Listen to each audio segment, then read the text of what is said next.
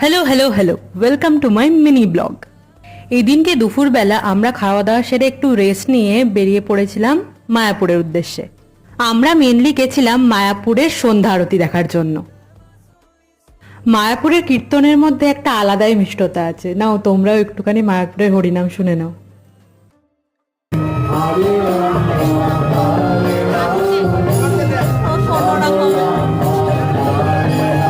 এরপর আমরা সোজা চলে গেছিলাম মায়াপুরের মেন মন্দিরে।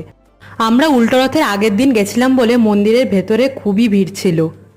6:30 নাগাদ আরতি শুরু হয় আর তারপর আমরা এই মনোমুগ্ধকর আরতির দর্শন করি।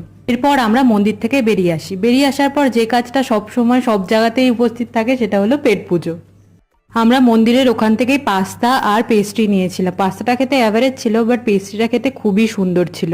এরপর বাইরে এসে আইসক্রিম আর ফুচকা খেয়ে বাড়ি চলে আসি। অ্যাজ ফর টুডে, দেখা হচ্ছে পরে ব্লগে।